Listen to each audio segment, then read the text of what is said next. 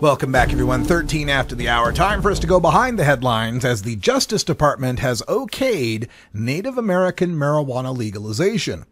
The federal government just told sovereign Native American tribal nations they are free to legalize marijuana possession, cultivation, and sales if they decide to.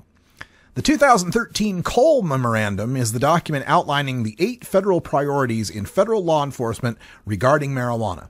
This memo is considered to be the federal government's acceptance of marijuana legalization playing out in Washington, Colorado, Oregon, and Alaska. So long as those states abide by the memo's 8 priorities, the feds won't prosecute. Although the feds always reserve the right to bust anyone at any time for marijuana. But does the Cole Memo apply to the 326 federally recognized sovereign Indian nations?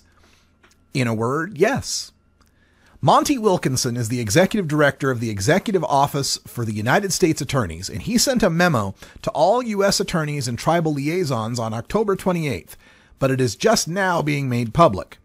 In this Wilkinson Memo, entitled Policy Statement Regarding Marijuana Issues in Indian Country, Wilkinson explained that, quote, "The 8 priorities in the Cole Memorandum will guide United States attorneys' marijuana enforcement efforts in Indian country, including in the event that sovereign Indian nations seek to legalize the cultivation or use of marijuana in Indian country." End quote. Now, many people live within driving distance of a so-called Indian casino, where tribes have taken advantage of their sovereignty to prosper from gambling on their lands.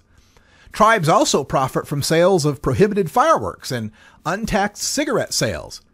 Could marijuana be the next item that tribes sell to non-Indians who ban it in their own state? Well, Project Sam's Kevin Sabet thinks so.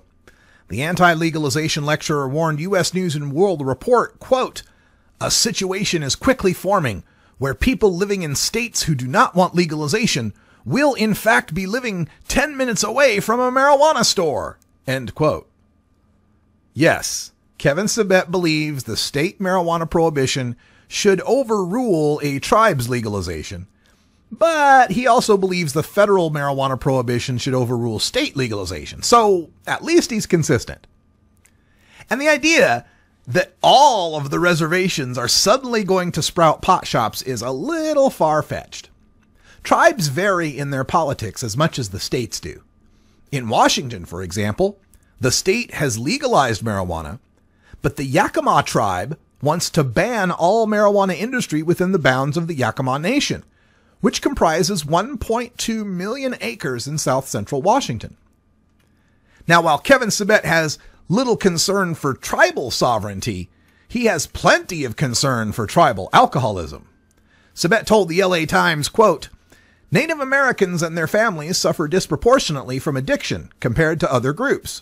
The last thing they want is another commercialized industry that targets them for greater use." End quote.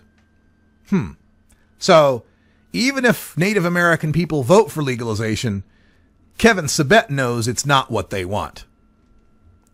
Now, Mason Tvert from the Marijuana Policy Project put Kevin Sabet's concern for the plight of the tribal addict into some perspective.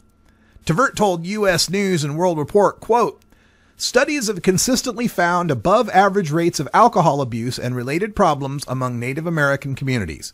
So it would be incredibly beneficial to provide adults with a safer recreational alternative." End quote. And tribal marijuana sales may also be cheaper recreational alternatives as well, as their sales may not be subject to the state excise and sales taxes that they put on pot in Colorado and Washington, just like the cigarette taxes they avoid on reservation lands now. U.S. Attorney from Oregon, Amanda Marshall, told ABC News that there's already one tribe in Washington state, another tribe in California, interested in marijuana legalization.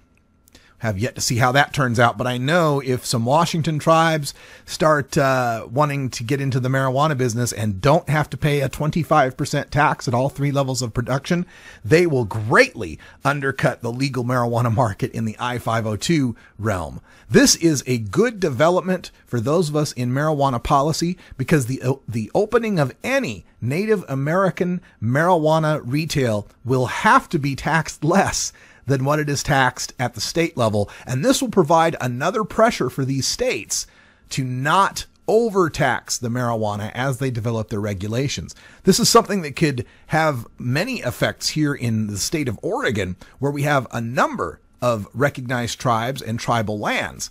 And if they're able to avoid even the $35 per ounce cultivation tax, and if they're also allowed to interface with the other parts of the marijuana cultivation and commerce, they could undercut other growers by not having to pay that tax.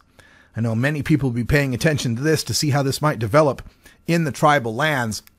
And one other comment about this, as Kevin Sabet seems to have such this concern about the rates of alcohol abuse and how big alcohol is marketing and taking advantage of Native American people, I wonder what he would have to say about the town of White Clay, Nebraska, where Nebraska officials have allowed 4 beer stores in a town of 10 people because it's located on the border of Nebraska and South Dakota and right against the tribal lands of the Pine Ridge Indian Reservation, which is a dry reservation. They have prohibited alcohol.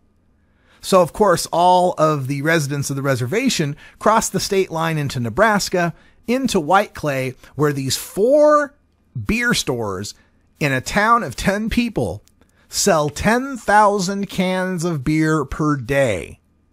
10,000 cans of beer per day. And the state makes hundreds of thousands of dollars in alcohol tax money from that.